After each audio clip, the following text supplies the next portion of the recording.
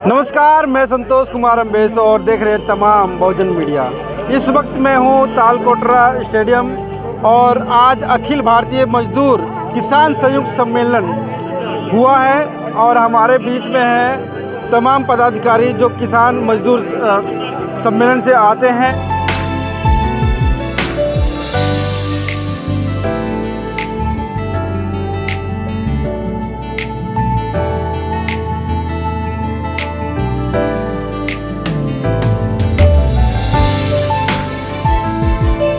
आज किसान जो नेता कहे जाने वाले राकेश टिकैत जी इस मंच पे दिखाई नहीं दिए। सर, सबसे बड़ा सवाल यही उठ रहा है लोगों की तरफ से, राकेश टिकैत के ऊपर जो किसानों को इतने बड़े वो चेहरे नहीं। पहली बात तो जितने नेता हैं सब अपने आप में बड़े हैं।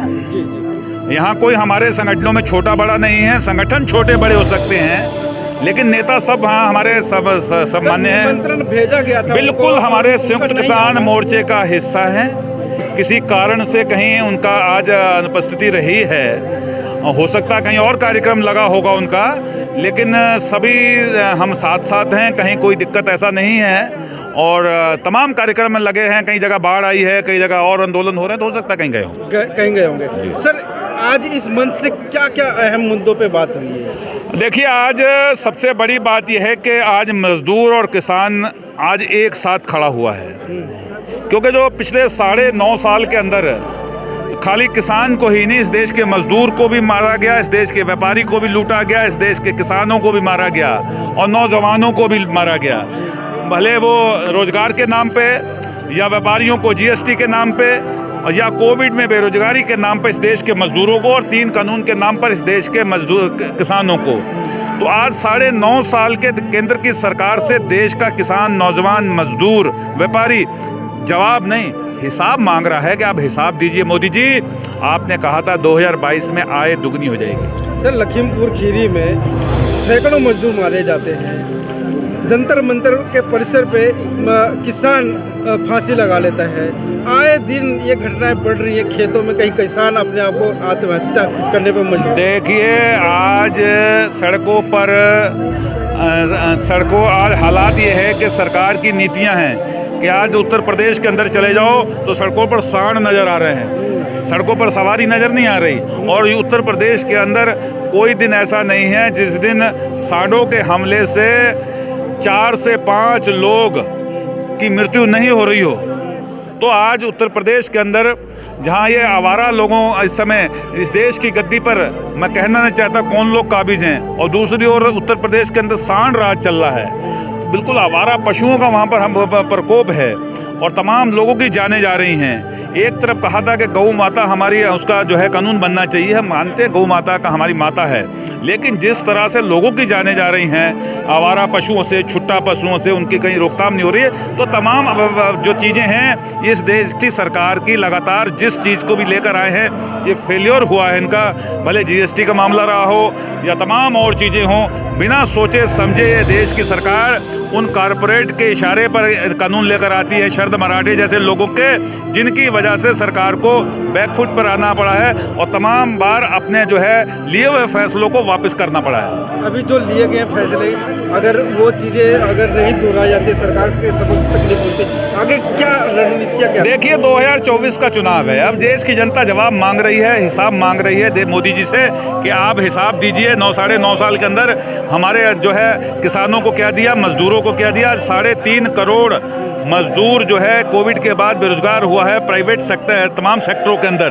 तो बेरोजगारी बढ़ी है, किसानों की कर्ज बढ़ा है, लागत का मूल्य हमें नहीं मिल रहा। स्वामीनाथन आयोग कहा 2000 रुपये पर मंथ दे रहे किसानों को। 2000 रुपये की खैरात नहीं चाहिए, ये कोई भीख नहीं मांग रहे। हमें हमारी फसल का न्यूनतम समर्थन मूल्य दे दीजिए, हमें आपकी 2000 की खैरात नहीं चाहिए।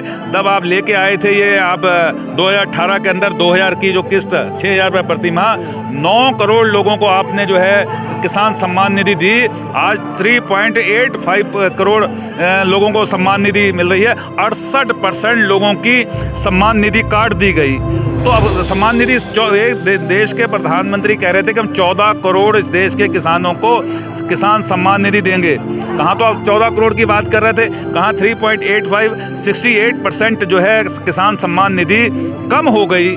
ये सिर्फ धोखा दे रहे हैं लोगों को। इसी सब चीज़ों को लेकर के किसान 1 साल से ज़्यादा बॉर्डर पे बैठे रहेगा कि आपकी मांगे सारी पूरी हो गई, फिर क्यों मतलब अब भरोसा तो किया जा सकता है, भरोसे पे देश चल रहा है। कोई लिखकर अगर मुकर जाए तो उसका इलाज फिर क्या कर सकते हैं, तो इसलिए वो लिख के हमेशा चिट्ठी देकर मुकर गए। अब इनका इलाज करेंगे, 2024 में आ रहे हैं, हमारे बीच में आएंगे ना। अगले कड़ी में हमारे साथ में मैडम जी हैं, आप एक समाज सेवी भी हैं और ट्रेड यूनियनिस्ट हूँ सुचिता। ओके, आप आए दिन मतलब कि जंतर मंतर से लेकर के हर आंदोलन में आप मतलब देखी जाती हैं। क्या लगता है कि जो इसके तहत जो मांगे हैं और जो नीतियाँ तैयार की गई हैं, क्या उसके तहत सरकार उस नीतियों पे खरी उतरेगी? नहीं, देखिए, ये जो कन्वेंशन है, ये कन्वेंशन एक तरीके से बहुत साफ एक कॉल दे रही है। वो ये है कि मोदी सरकार को हटाओ, क्योंकि पिछले 7 वर्ष में मोदी सरकार ये क्लियर कर चुकी है कि वो किसकी पार्टी है, किसके लिए सरकार चला रही है। देश के आवाम के लिए नहीं चला रही, देश के जनता के लिए नहीं चला रही। और किसान और मजदूर दोनों इस बात को साफ साफ जान चुके हैं। किसान इतना लंबा आंदोलन चला है, किस समय वो कानून लाया गया देखिए, किसानों के लिए भी किसान विरोधी कानून और मजदूर विरोधी कानून दोनों। जिस समय देश लॉकडाउन में था, जिस समय देश हाहाकार में था, उस समय दोनों कानून लाए गए। किसानों को 1 साल लंबा लड़ाई लड़ना पड़ा, कितनी शहादतें हुई, उसके बाद वो कानून वापस हुए। मजदूरों के लिए जो 4 मजदूर विरोधी श्रम कोड लाया गया है, उस श्रम कोड में जितने अधिकार पिछले इतने सारे वर्षों में मजदूरों ने हक लड़ के लिया, तो सारे अधिकार खत्म हो रहे। उनमें न्यूनतम मजदूरी तक का जो हक है, वो उसको भी सरकार एक तरीके से ढीला कर रही है। 8 घंटे काम करने का जो अधिकार है कि 8 घंटे से ज़्यादा काम नहीं किया जाएगा, उसको ढीला किया जा रहा है, उसको डाइल्यूट किया जा रहा है। मालिकों को बेइंतहा छूट दिया जा रहा है। ठेका प्रथा को बढ़ाने का एक पूरा डिज़ाइन उसमें है। और ठेका प्रथा के चलते हमने देखा था कि लॉकडाउन के समय यही ठेका प्रथा है जिसके चलते रातों रात लाखों मजदूर बेरोजगार हो गए थे और उनको घर जाना पड़ा था। तो ये स्थिति में आज जो है देश है, और इसीलिए किसान और मजदूर दोनों साफ है कि ये सरकार मजदूर विरोधी, किसान विरोधी है। मैडम, 1 साल तक आप किसान आंदोलन किए और 7 से ज़्यादा लोगों की हत्याएं हुई और 2024 नज़दीक आ रहा है। किसानों का उग्र अभी भी गुस्सा जारी है। 2024 में किसको सरकार, किसको चुनने वाले, वो बीजेपी फिर से चुनने वाले हैं, क्या करें? नहीं, आप क्या मुझे पूछना है कौन चुनेगा? ये तो देश का जनता चुनेगा। लेकिन मुझे लगता है कि किसान तो आज ये आवाज़ दे चुके हैं ना कि वो मोदी सरकार को उखाड़ फेंको। ये आज के कन्वेंशन का कॉल था। उत्तर प्रदेश चुनाव में हमने देखा है कि 2022 के चुनाव में जो किसान मोदी जी के विरोध थे, वही किसान जाके उत्तर प्रदेश में बीजेपी कोट कर रहे हैं। नहीं, आप उत्तर प्रदेश का बात कर रहे हैं कि देश का बात कर रहे हैं? पहले बताइए। उत्तर प्रदेश तो देश नहीं है ना? देश हिंदुस्तान का बात होगा ना। कहने का मतलब ये है कि मैडम इतना बड़ा मतलब आंदोलन चला, किसान आंदोलन चला, उसके बावजूद भी दोबारा से काबिज हो जाती है यूपी में। अभी क्या सेंट्रल की क्या नीतियाँ क्या चल रही है? जैसे कि किसान मतलब मजदूर संयुक्त सम्मेलन यहाँ पे हुआ, तो कहीं दोबारा से वो सरकार ना आ जाए जिसके विरोध में आप नहीं, तो आ जाएगी तो आप भी देखेंगे, हम भी देखेंगे। और हिंदुस्तान किस दिशा में जाएगी, देखिए क्या होगा आप मुझे कैसे पूछ सकते हैं? क्या होगा वो तो जनता वोट देगी। और अगर साफ सुथरा तरीके से इलेक्शन हुआ, अगर चुनाव जो है वो अगर फ्री एंड फेयर हुआ, तो मेरा तो पूरा मानना है कि मोदी सरकार जाने वाली है। आप लोग कह रहे हो कि मोदी सरकार नहीं आएगी 2024 में, लेकिन प्रधानमंत्री जी वादा करते हैं कि लाल किले से झंडा हम ही फहराएंगे। तो इतना कॉन्फिडेंट कैसे हैं वो? थोड़ा सोचिए तो। आप मीडिया में है ना, तो क्या लग रहा है? सुनिए, अरे क्या चल रहा है ये?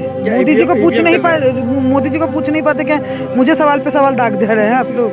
मैं कह रही हूँ, एक आदमी इतना कॉन्फिडेंट कैसे है? लोकतंत्र है ना, राजशाही तो नहीं है। या बदल गया चीज़ है, मुझे नहीं पता कब बदला। नया पार्लियामेंट जब बना था, राजदंड लेके वो जो निकल रहे थे, जब बाहर महिलाएं प्रोटेस्ट कर रही थी, तो राजशाही तो नहीं है। और ऐसा नहीं है कि राजा के बेटे वो हैं और भगवान ने उनको आशीर्वाद दिया है और वो चलता रहेगा, ऐसा तो नहीं है ना। हिंदुस्तान आज़ाद हुआ है, लोकतंत्र है। तो एक आदमी इतना कॉन्फिडेंट कैसे? थोड़ा सवाल पूछिए। बहुत सारे लोगों ने ये सवाल को पूछा है।